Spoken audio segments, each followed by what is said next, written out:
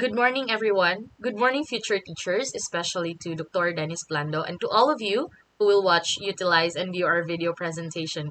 Today, me and my co-educators will be discussing about appropriateness of assessment methods. So before we start, let's do a warm-up activity by dancing. So of course, who doesn't love dancing? Right now, I'll be providing you 30 seconds for you to prepare. So kindly please turn on your cameras and make sure that I can see you performing because I'll be checking on you one by one for your participation and attendance. So clock is ticking now.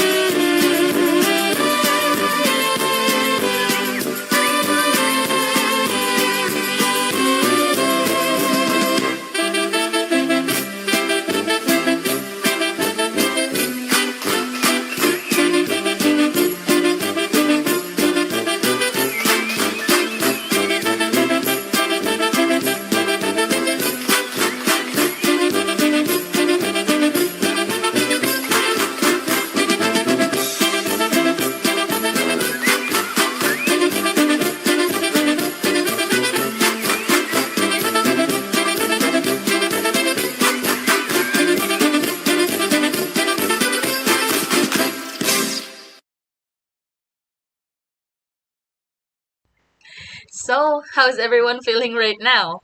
I'm pretty sure we're all hyped up after all the cockadoodle-doo we did. I appreciate that all of you participated and we're making sure that we're all on our senses right now. Let's start with our learning outcomes. Any one of you who know why do we need to study appropriateness of assessment methods? Based on our research, we came up focusing on these two statements. First, paper and pencil tests require extensive preparation as well as knowledge of how to prepare for the actual test. This statement means that in order for students to do well on paper and pencil tests, teachers or educators, we, must put in a lot of time and effort to prepare for the test and also have a good understanding of how to effectively prepare for it. Okay? Second, Well-designed assessment methods provide valuable information about student learning. This will help us realize what students have learned, how well they learned it, are we effective with our teaching methods, are our topics or discussions relevant and helpful for our students' learning, and this will also map us out to identify where our students have struggled most. Hence, we crafted these learning outcomes to make sure that this discussion will be both beneficial to teachers or educators and students as well. So it's a win-win situation, right? At the end of this video presentation, we want to make sure that you as a learner will be able to, first, identify the 7 types of assessment methods. Of course, it is very imperative for us future teachers to make sure that we are experts in this area. We have to make sure that we know all of our methods and tools to be used in our assessment or test questions. That's basic and necessary. Second, explain the appropriateness of a specific assessment method to be used in a test.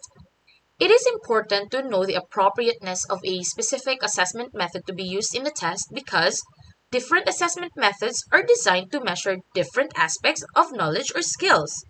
And some methods may be better suited for certain types of learners or contexts than others. For example, if a test is designed to measure a student's ability to perform a task or solve a problem, a hands-on assessment method may be more appropriate than a written test. Similarly, if a test is designed to measure a student's language proficiency, a speaking or writing assessment may be more appropriate than a multiple choice test, right? Third, utilize the rules on each assessment method wisely and effectively. We have to always remember that it is very important to follow the specific guidelines and procedures that are recommended for a particular assessment method in order for us to obtain valid and reliable results. If we do so, if we utilize the rules correctly, appropriately, we can ensure that the assessment accurately measures what is intended to be measured. And lastly, we want you, future teachers, including me, to be able to construct and formulate test questions efficiently and effectively based on the rules presented.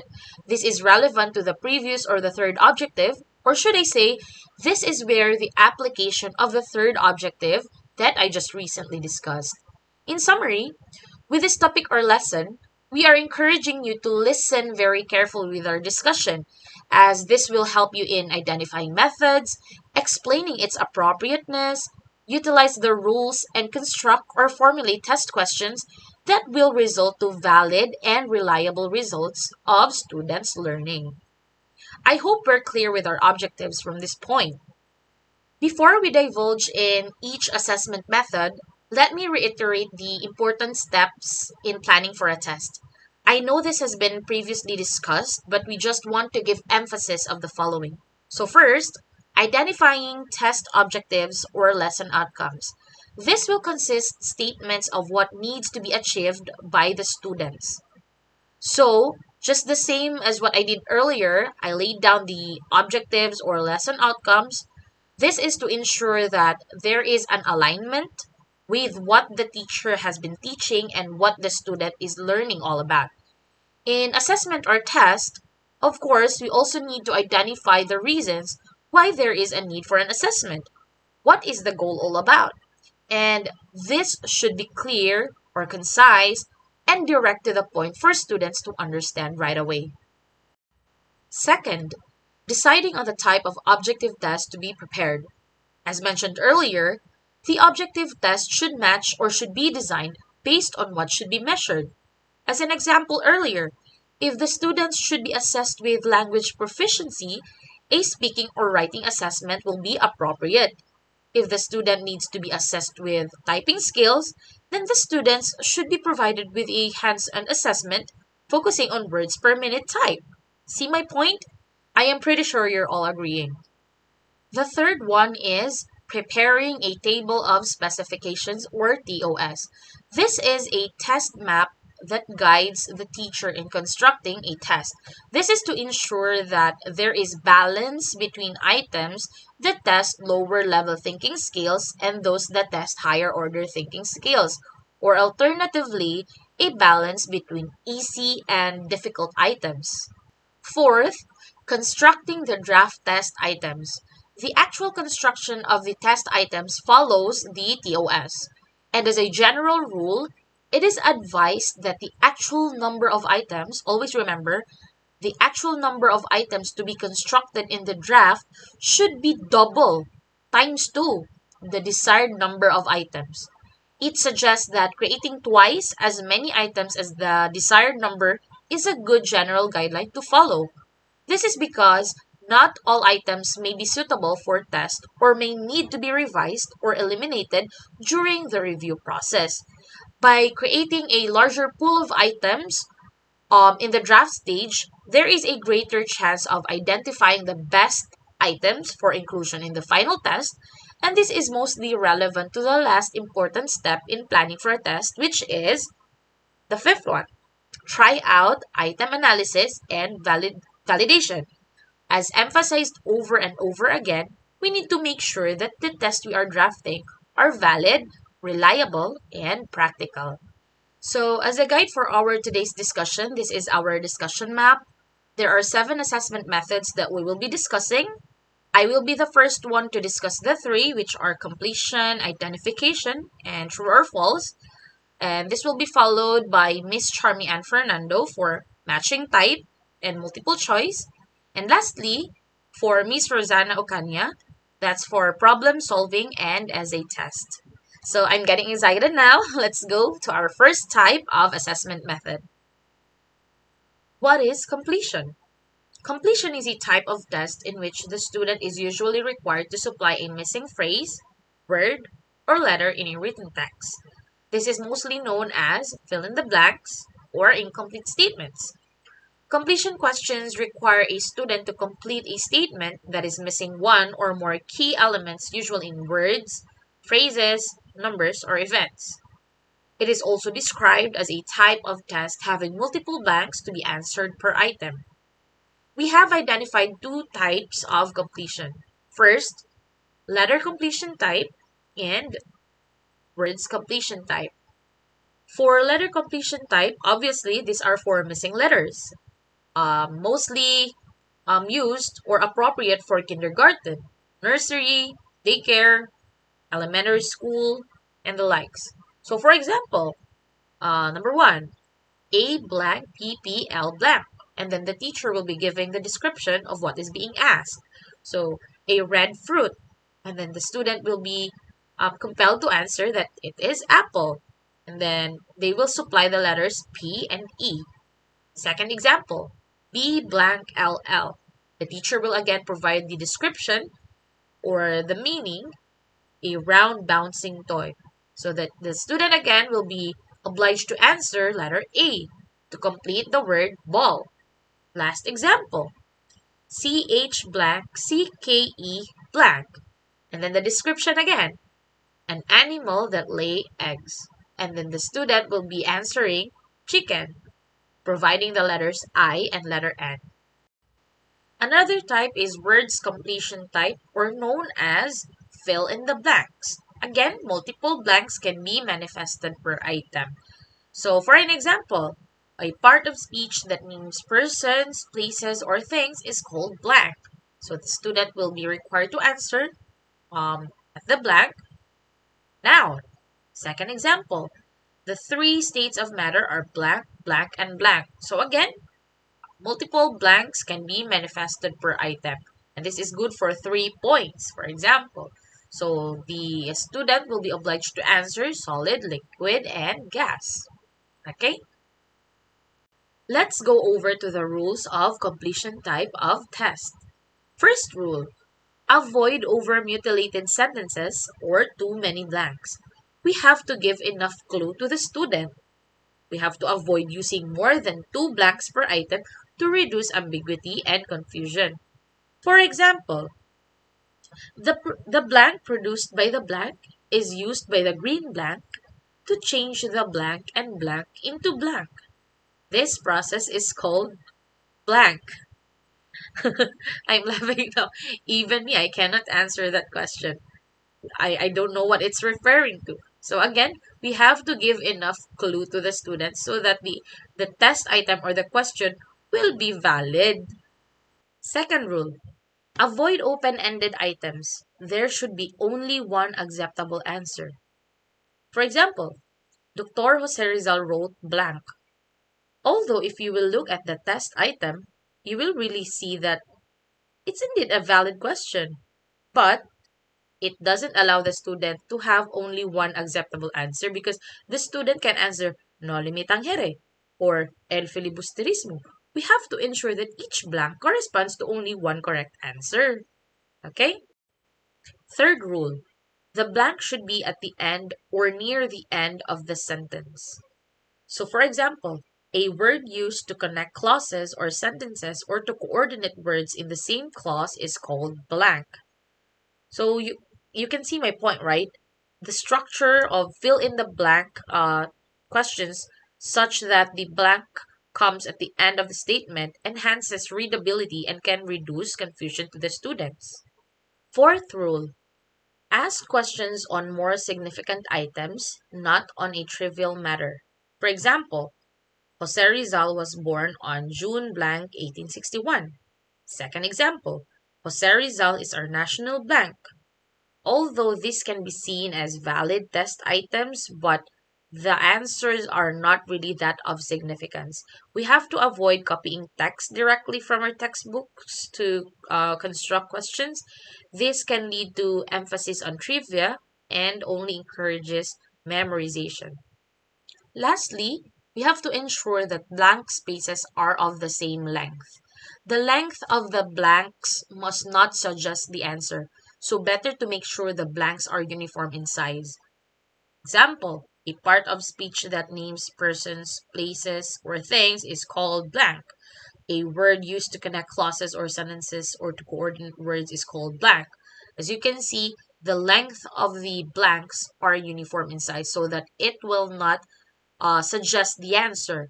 Some test designers may unintentionally provide students with clues if blanks vary in length.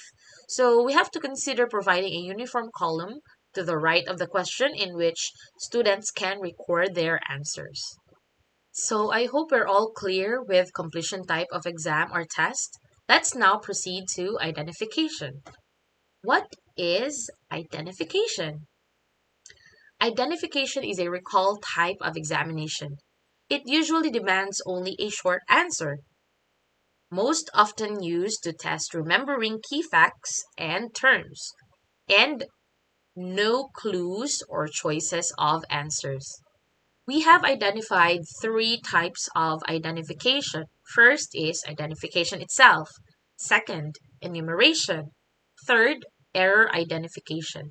For identification, this is mostly used to identify key concepts or terms. This is also used to test knowledge, retention to names, ideas, and important facts. These are good examples of identification items. First, part of speech that show an action or occurrence or state of being. Answer is noun. Second example, the largest organ of the human body. Answer is skin. So for the second type, it's enumeration.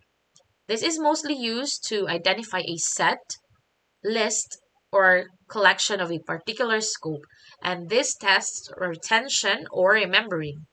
Example, what are the three states of matter? And the student will be answering solid, liquid, and gas. Second example, what are the five human senses? The student will be answering seeing, hearing, smelling, tasting, and touching. Um, Third example, name the three smallest bones in the human body. So the answer will be anvil, stirrup, and hammer. For last type of identification, error identification is to identify the grammatical errors in a sentence or incorrect facts.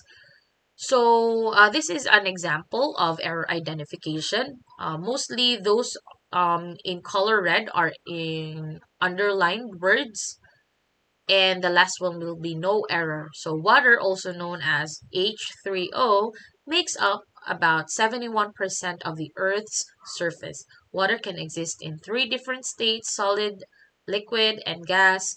Water vapor, no error. So the student will be choosing either H3O, 71%, water vapor, or no error. So obviously the answer there is H3O. The student will be obliged to encircle the error part of the sentence. So let's go over to the rules. First rule: give the student a reasonable basis for the response desired. Avoid indefinite statements. For example, President Rodrigo Roa Duterte was born in, although the question may seem valid, and we know that there are technicalities when it comes to prepositions, but this is actually very confusing to the student. What is being asked? Is it the place, the date of birth, the capital, the city, the barangay, or what else? So what is the improved version of this example or question? So the birthplace of President Rodrigo Roa Duterte is, so it's very clear what is being asked in the question. It is the birthplace. So there is a need for you to make sure that you are asking the specific questions and not just leaving the student hanging and guessing what is being asked. Second rule: minimize questions that call for sheer memory work unless the answer has important analytical significance. For example, what is the capital of Philippines? What is the chemical symbol for silver? So, although these are again valid questions, the point is we have to minimize this because the focus should be on assessing the learner's ability to apply their knowledge and skills to solve problems rather than testing their ability to recall information purely from memory. We have to minimize the number of questions that rely on rote memorization of information, as this does not necessarily demonstrate the learner's true understanding of the subject matter. But of course, if the memorization involves analytical significance, then that's a different story, and it's necessary. So for the last rule, this is actually a good rule and a good tip. Before writing the item or the test item, you have to think of the correct answer first and then write a question out of that answer. You have to create a question or statement out of the answer that you're thinking. For example, the answer is heart. The student is obliged to answer heart. Then you can derive the question from that answer by giving the definition of heart. Example, heart: a muscular organ that pumps blood throughout the body, supplying oxygen and nutrients to the tissues and organs. So there you have it. You already have a test question out of the answer. I hope we're all clear with the identification type of exam and you're able to differentiate identification from completion because sometimes they are interchanged. So right now, let's proceed with true or false. So what is true or false? True or false is a binomial type of test. Binomial from the root word bi, meaning two. Hence, the choice or alternate responses are only two options, such as true or false, right or wrong, yes or no, etc., and so on. So a student who knows nothing of the content of the examination would have 50% chance of getting the correct answer by sheer guesswork. And you also know that in traditional true or false question, students are being asked to judge whether a factual statement is either true or false. Also, true or false questions are best suited to assessing surface level knowledge, but can be crafted to assess higher order thinking, like modify true or false or supply the correct answer and justify your answer. Also, traditional multiple choice is thought to be superior to true or false for several reasons, including students have a higher probability of guessing the right answer in true or false responses.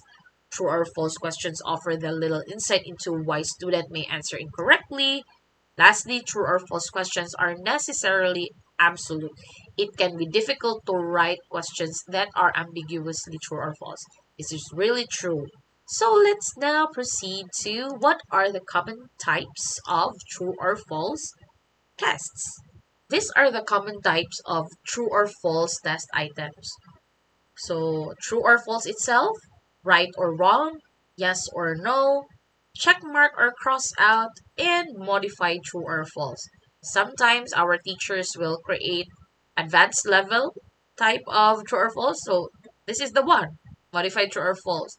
The student will be compelled to write the correct answer and then justify why it's the correct answer. We all have gotten used to it when we were in high school, right? So let's now proceed with the rules of true or false.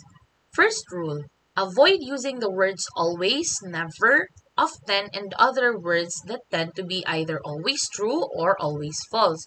Using words like always, never, or often in true or false statements can be problematic because they tend to oversimplify complex situations and may not accurately represent the reality of the situation.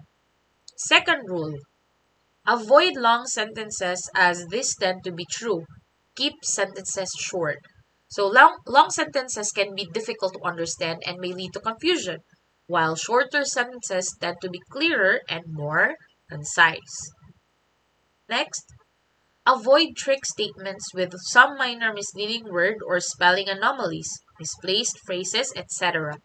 Trick statements with minor misleading word or spelling anomalies or misplaced phrases can confuse the reader or listener and detract from the clarity of the message being communicated. This can also cause confusion and make it difficult to accurately assess one's understanding of the statement or the item being asked. Next, avoid quoting verbatim from reference materials or textbooks. When avoiding verbatim quotes from reference materials or textbooks, this helps us ensure that one fully understands the material and is being able to express in their own words, or we are being assured that they are able to understand what is being stated on the true or false statement, right? Next, avoid a grossly disproportionate number of either true or false statements or even patterns in the occurrence of true or false statements. So, we have to avoid this proportionate number of either true or false statements because sometimes this will um, give the students clues that all the answers are true, or sometimes all the answers are false, or only one is true, only one is false. So, yeah, that's what it means. Next, avoid negative and double negative statements. This can unnecessarily confuse students. We have to avoid negative and negative statements because this prevents unnecessary confusion and aids in the clear understanding of the information being presented in the statement. Next, keep the proportion of false statements slightly higher than true statements. Students tend to guess true on uncertain questions. This is really true. So keeping the proportion of false statements slightly higher than true statements can prevent students from guessing true on uncertain questions and encourages them to think critically about the information being presented and not just guessing this is true, this is false, right? So we are actually encouraging the student to really understand the statement of the true or false test item. Lastly, avoid trivia. Make sure that your true or false questions directly assess learning goals. So avoiding trivia and ensuring that true or false questions directly assess learning goals promotes effective learning and retention of the material and not just leading them to just guess what the answer is. So I'm done with the three types of assessment methods. Let's now proceed to Miss Charmy and Fernando's reporting. Good day, everyone. My name is Chairman Amala Fernando. I'm going to tackle the appropriateness of assessment method of multiple choice and the matching type. Multiple choice test. Multiple choice tests offer the student with more than two options per item to choose from. Each item in a multiple choice test consists of two parts, the STEAM and the option. In this set of options, there is a correct or best, while all the others are considered distractors. The distractors are chosen in such a way that they are attractive to those who do not know the answer. I know some of you na one of the favorite exam from elementary to college is the multiple choice, since that is the very easiest part of the exam na dali. So multiple choice is one of the easiest exam or tests that are given, since all you are going to do is just to choose the correct answer for the questions. So here are the guidelines in constructing multiple choice items. So guideline number 1. Do not use unfamiliar words, terms, and phrases. The ability of the item to discriminate or its level of difficulty should stem from the subject matter rather than from the wording of the questions. So this is the example questions. If you read the questions, there are some words that are unfamiliar to the student. The word of slave and purpose. A student completely unfamiliar with the term slave and purpose may not be able to answer correctly even if he knew the subject matter of real ability. Guideline number 2. Do not use modifiers that are vague and whose meaning can differ from one person to the next, such as much, often, usually. So here are the example. The qualifier much is vague and could have been replaced by more specific qualifier like 90% of photosynthetic process or some similar phrases that would be more precise. Avoid complex or awkward words arrangement. Also avoid use of negatives in the stem, as they may add unnecessary comprehension difficulties. Number 4. Do not use negative or double negative, as such statements tend to be confusing. It is best to use simpler sentences rather than sentences that would require expertise grammatically construction. These are some examples. Each item's stem should be as short as possible, otherwise you risk testing more for reading and comprehension skills. Number 6. The structure should be equally plausible and attractive. So here are some examples. If the structures had all been Filipino authors, the value of the item would be greatly increased. In this particular instances, only the first 3 carry the burden of the entire item, since the last 2 can be essentially disregarded by the student. Number 7. All multiple choice options should be grammatically consistent with the stem. Number 8. The length, explicitness, or degree of technicality of alternatives should not be the determinants of the correctness of the answer. Number 9. Avoid themes that reveal the answer to another item. Number 10. Avoid alternatives that are synonymous with others or those that include or overlap others. This is the examples. The option A and D are essentially the same. Those a student who spot this identical choice would right away narrow down the field of choices to A, B, and C. The last distractor would play no significant role in increasing the value of the item. If this happens, then the item has 2 answers, which is not acceptable. Avoid presenting sequence item in the same order as in the text. Number 12. Avoid use of assumed qualifier that examiners may not be aware of. Number 13. Avoid use of unnecessary words or phrases which are not relevant to the problem at hand, unless such discriminating ability in the primary intended of the evaluation. So So this is an examples. The item's value is particularly damaged if the unnecessary materials is designed to distract or mislead. Such items test that student reading comprehensions rather than knowledge of the subject matter. Number 14. Avoid use of non-relevant sources of difficulties such as requiring a complex calculation when only knowledge of a principle is being tested. Number 15. Pack the questions in the stem. Number 16. Use the none of the above option only when the key answer is totally correct. When choose of the test response is intended, none of the above is not appropriate. Since the implication has already been made, the correct response may be partially inaccurate. Number 17. Note that use of all of the above may allow credit for partial knowledge.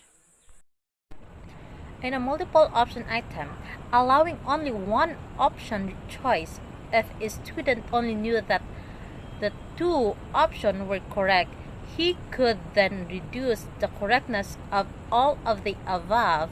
This assumes you are allowed only one correct choice. Number 18. Better still use none of the above and all of the above sparingly, but best not to use them at all. Number 19. Having compound response choices may purposefully increase difficulty of an item. The difficulty of a multiple choice item may be controlled by the varying of the homogeneity or degree of similarity of response. The more homogeneous, the more difficult the items, they all look like the correct answer. Matching type test.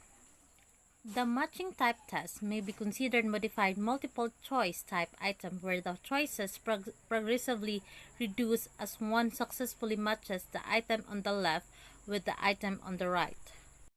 So here are some guidelines to observe in the formulation of a good matching type test. Match homogeneous, not heterogeneous item. The item to match must be homogeneous. If you want your student to match authors with their literary works, in one column will be authors and in the other column must be the literary works. Don't insert nationality for instances with names of authors that will not be good items since it is obviously wrong. Examples of homogeneous items. The items are all about the Filipino heroes, nothing more. Match the item in column A with the item in column B. The item or longer in construction than the option must be in the first column, while the option, usually shorter, must be in the second column. Number 3. The option must be more in number than the sum to prevent the student from arriving at the answer by mere process of elimination. Number 4. To help the examinees find the answer easier, arrange the option alphabetically or chronologically. Number 5. Like any other test, the direction of the test must be given. The examinees must know exactly what to do. So here are examples of mental exercises of imperfect type.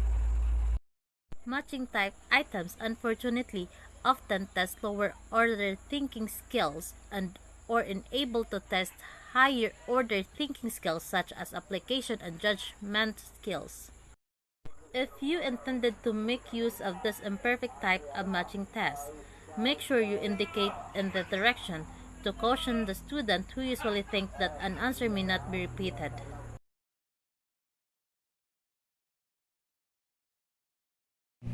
So good afternoon, everyone. I am Roxana Ocana, and today I will be discussing problem solving and essay test. So first is, what is problem solving? So this kind of test item is classified as a subjective type of item due to the procedures used to score item responses.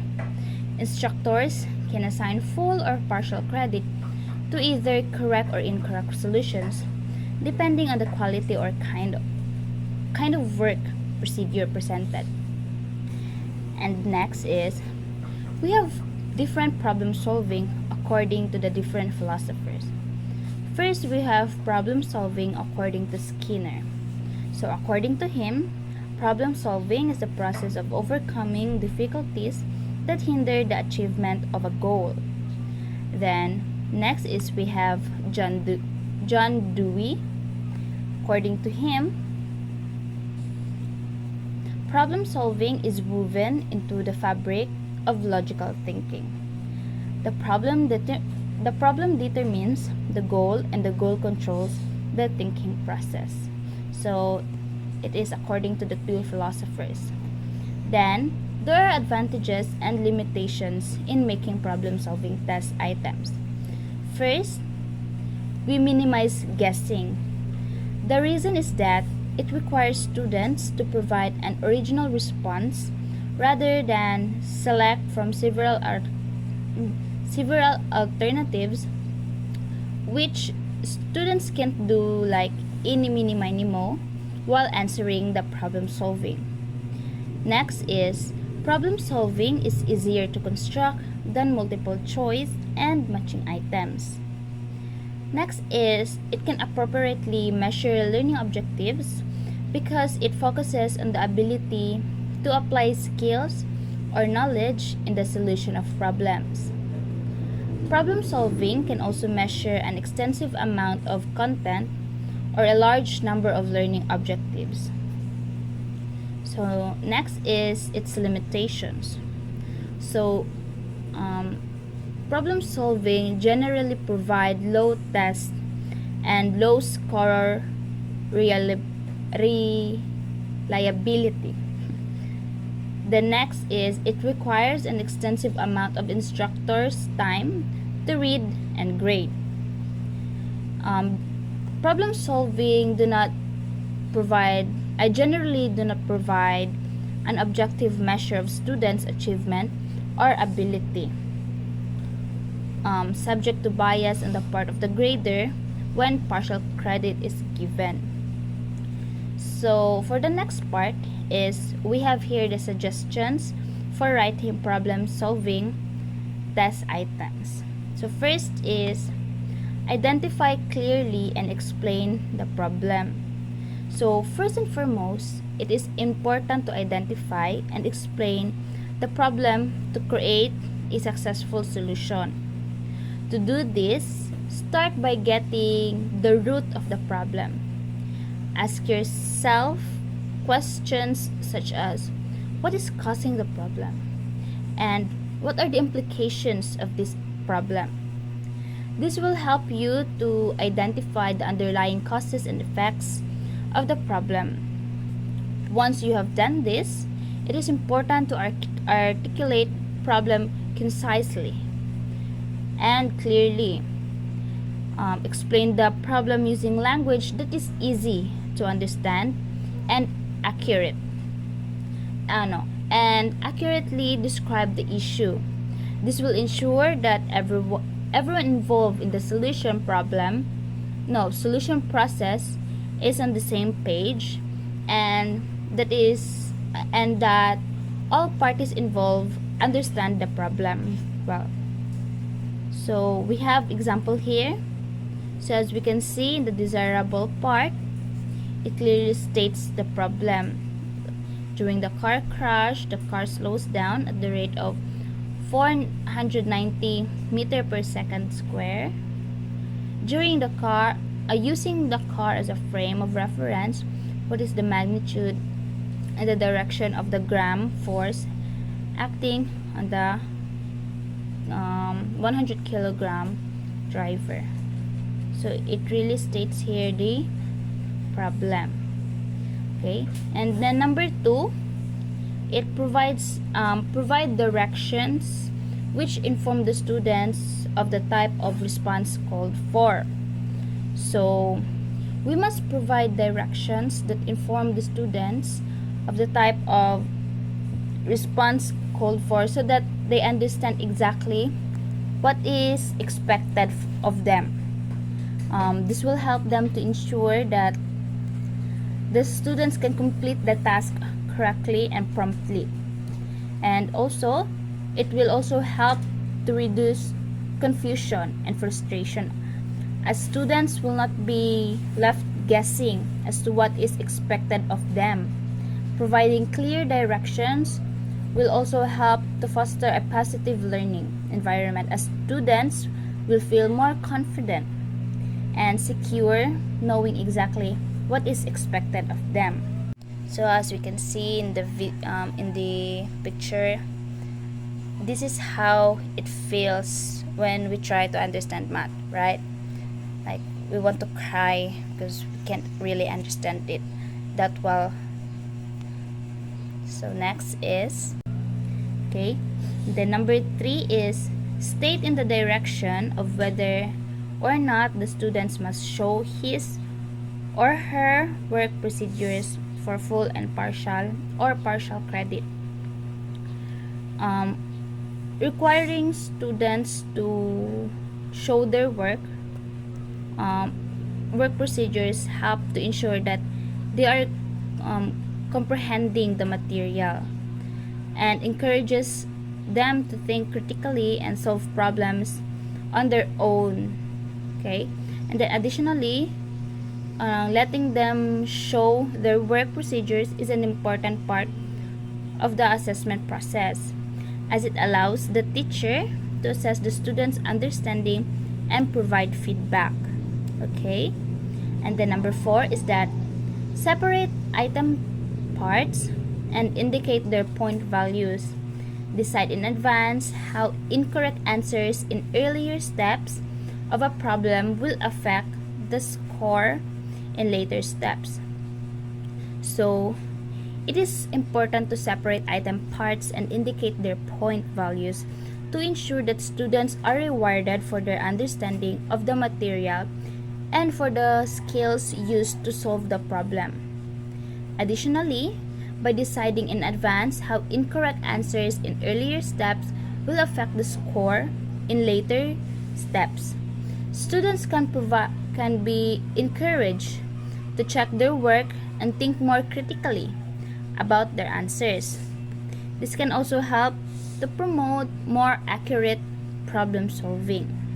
So, do you experience this one when you try to solve math problems 3 times and always get different answers? So when we take exam, like, oh my god, it really frustrates us because every time we solve the math problem, it leads us always to different answers.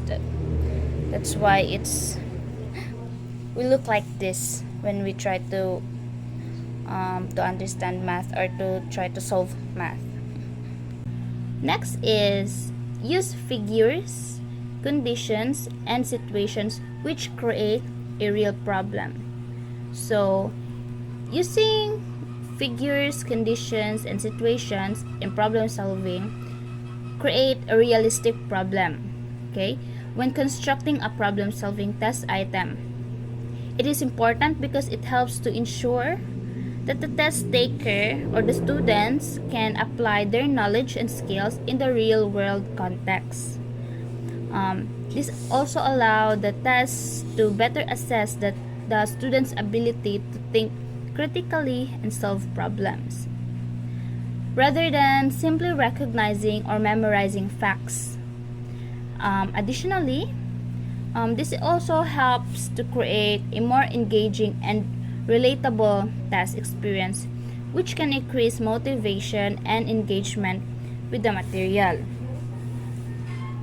Next is number 6.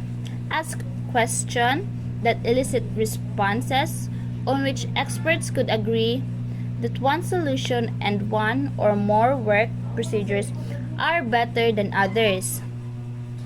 Asking questions that elicit responses on which experts can agree is important when constructing problem-solving test items, because it helps ensure that the item is accurate is accurately measures a student's problem solving skills. Okay, having experts on the best solution and work procedures. Ensure that the item is not biased also or misleading in addition. Or misleading. Okay, so in addition, the type of questions help ensure that the item is reliable, meaning that students who take the test should get the same results regardless of when they take it. This type of questioning also helps to ensure that the item is objective and free from any personal biases or opinions. We also experience this kind of phase, like when the test is over and the whole class is discussing their answers. When the whole class is fighting over whether the answer is 17 or 18, but you got 157, so it's like oh my goodness, my answer is really far from their answers. Okay, so we have that kind of phase when after the exam. Okay, so next is number 7, and then last, the 7th one is work through each problem. Okay, before classroom administration, double checks accuracy. So it is very, very important to work through each problem before classroom administration, okay, to double check accuracy. Okay, to ensure that the test items is valid and reliable. Working through each problem allows for the identification of any mistakes or errors that may have been made in the construction of the problem. This is necessary to provide a valid and reliable assessment. Additionally, double-checking accuracy allows for the removal of any confusion in the problem, thus allowing for a more accurate assessment of the student's problem-solving skills. Okay, so that ends for the problem solving. Okay, the next one is for the constructing of essay test. Okay, so now we will proceed in constructing essay test.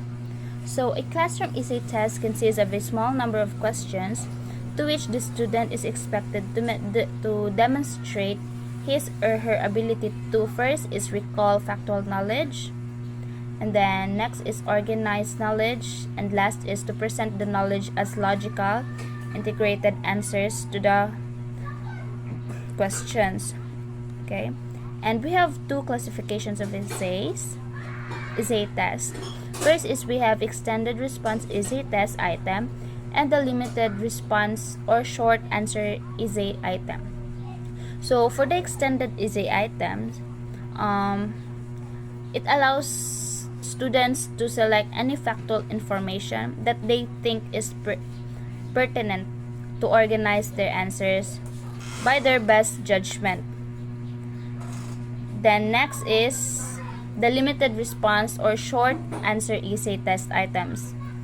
The content of the response, it's restricting the scope of the topic, so that's why it's limited response. Okay, we have limitations and advantages in writing essay test items. First is limitations of using essay items is that it cannot measure a large amount of content or objective. Next is it generally provide a low test score reliability.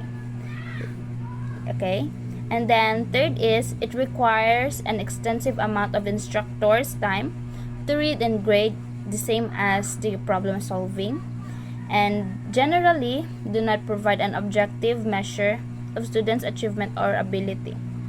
So it's more they're somehow the same with the problem solving. Okay, and then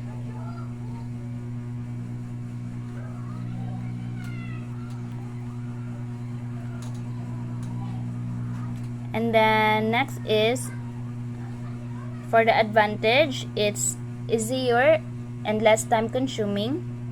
It's also testing students' ability, and lastly is it measure higher order cognitive, objectives analysis, synthesis, and evaluation. So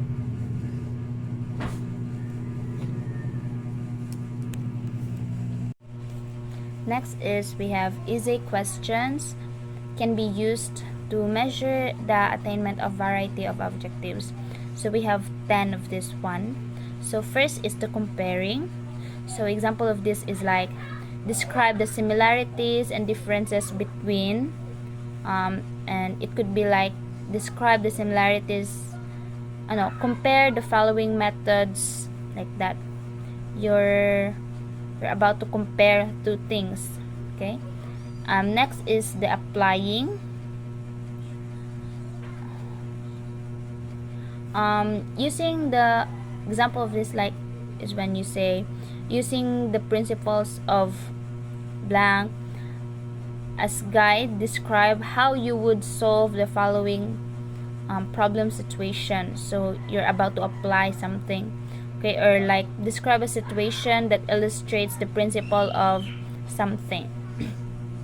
Okay, next is evaluating. So example of this one is like describe the strengths and weaknesses of the following using the criteria developed in class. Write an evaluation of that. It's just some samples of evaluating. Okay, or we could use creating, like make up a story describing what would happen if, or like design a plan to prove that something, or write a well-organized report that shows something. That's examples of creating. Okay, and also we have classifying. Okay, example of this like is like we put in essay like group the following items according to flowers, like that, or what do the following items have in common. We could do that. We can classify we no. So that kind of sample is like nahug siya as classifying. And then it's inferring. So example of this is like we put in the test like how would Senator X be most likely to react to the bomb explosion after the bar examination last September 2000 something. Okay, we are inferring to something. And the next is relating cause and effect. So example is like, what are the major causes for Mayon volcano to explode, like that. What would be the most likely effects of carbon dioxide, like that. And then justifying, we also have justifying. Example for this one is like which of the following alternatives would you favor, and which of the following alternatives would you not favor and why. That's examples of justifying. Then next is summarizing. Example for this one is like briefly summarize the contents of problem solving, like that, or briefly summarize the story. Okay, and lastly is we have generalizing. So example for this like state a set of principles that can explain the following events. Like we generalize things, we can use that for our essay test. Okay, and then next one is we have rules of thumb that facilitate the scoring of essay item of essay. Okay, so first rule is we have to specify how the students should respond. Phrase the direction in such a way that students are guided on the key concepts to be included. Okay, so we have examples here, like using the details and information from the article 100 Islands.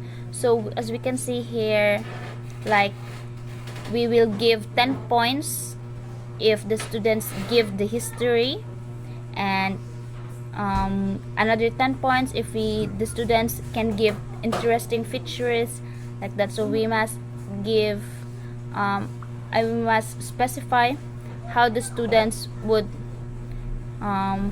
specify their response.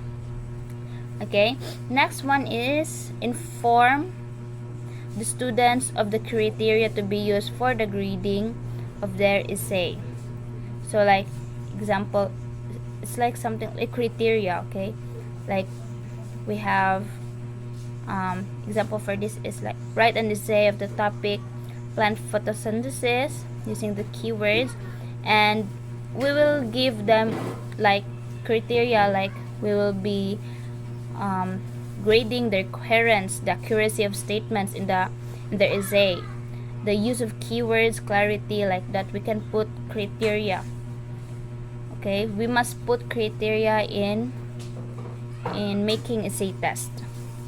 Okay, next is put a time limit in essay test. Okay, so time limit in essay tests are important to ensure that all students have a fair opportunity to demonstrate their knowledge.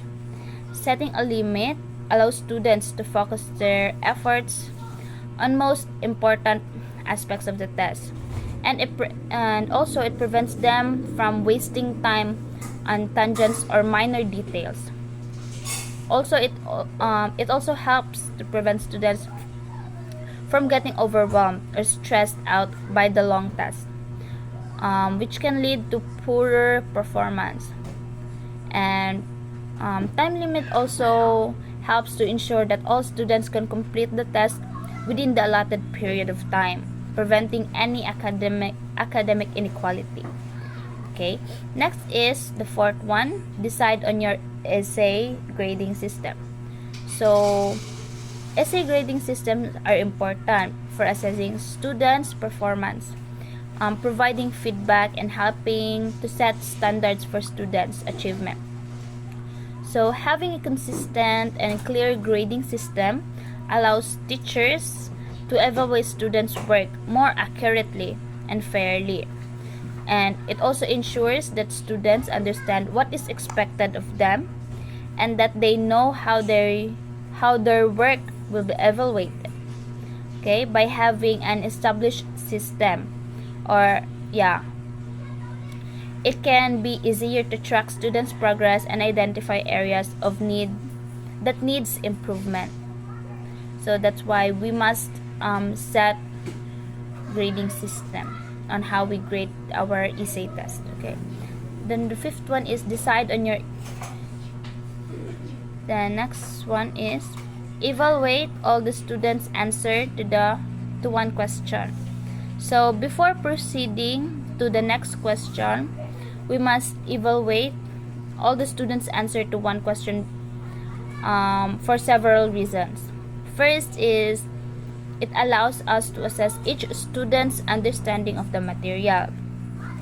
This helps us also to identify which students may need additional instruction or support to fully grasp the concept.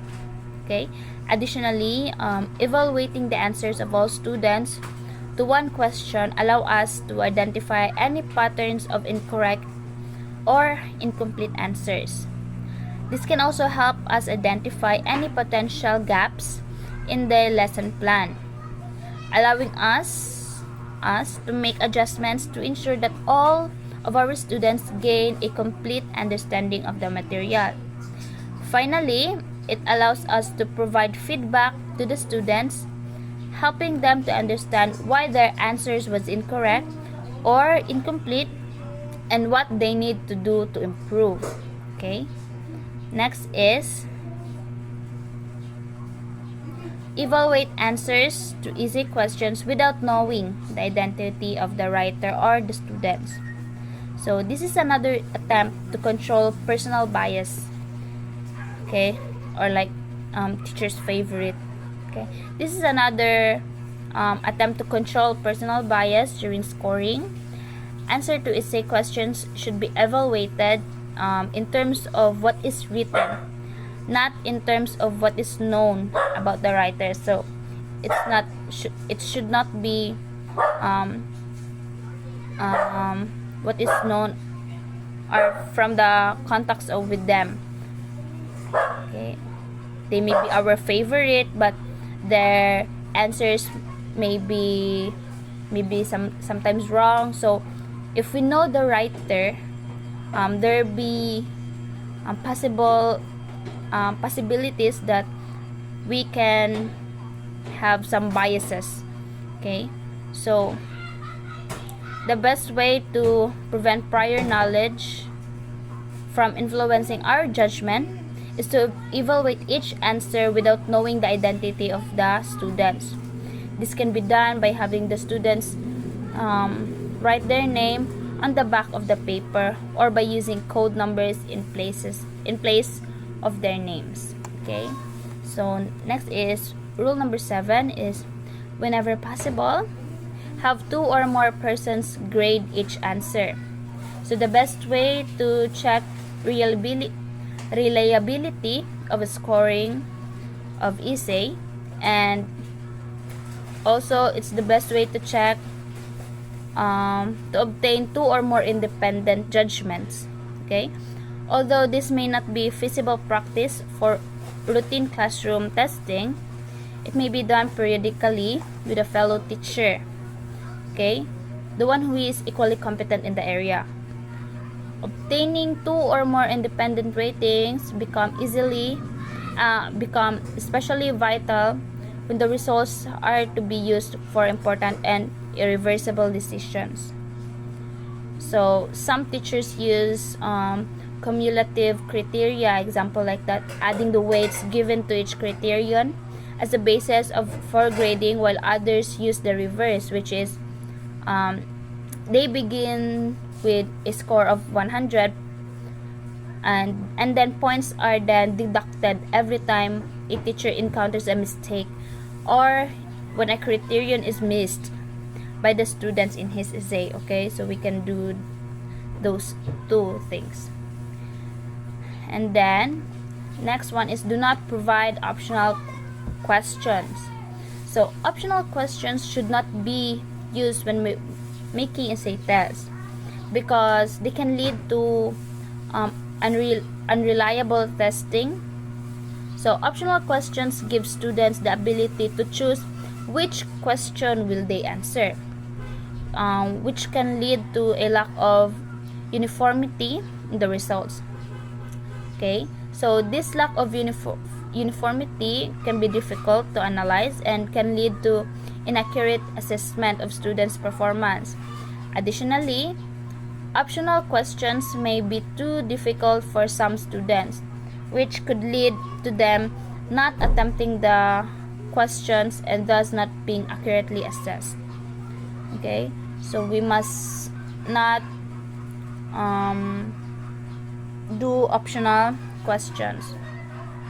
Okay, so number 9 is, provide information about the value or weight of the question or how it will be scored. So in this part, providing information about the value or weight of the question and how it will be scored is important to.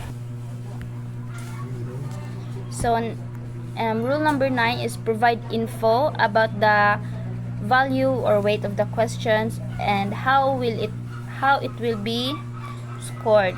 So providing information about the value or weight of the questions and how it will be scored is important in constructing essay tests to ensure the students are well informed about the expectations of the test and students can prepare accordingly. It also allows instructors to communicate the importance of each question and how it contributes to the overall score. So it also helps instructors to fairly grade the essay and ensure that students are being evaluated fairly and accurately. And rule number 10, last rule, is that emphasize higher level thinking skills. So this part is that it's essential for students to be able to analyze and evaluate information and make decisions. So when constructing essay test items, it is important to emphasize higher level thinking skills so that students can demonstrate their understanding on the material and their ability to think critically. Okay, so higher level thinking skills allow students to go beyond by simply memorizing facts and instead applying the material to real world situations and use their knowledge to make informed decisions. By emphasizing higher level thinking skills in constructing essay test items, teachers can ensure that students can demonstrate their understanding of the material and their ability to think critically. So that ends the 10 rules in applying 10 rule of thumb in scoring essay test items. Okay, so that's it for constructing essay test. We are hoping that we, as future teachers, are able to learn many helpful tips with our discussion today. The appropriateness of assessment methods is a very crucial aspect of education, and studying it is very important for the following reasons: fairness, validity, reliability, and improvement. So, in conclusion, this will help us future teachers to ensure that learners are given a fair and equal opportunity to demonstrate their knowledge, skills, and abilities, and that the assessment accurately measures what is intended to be measured.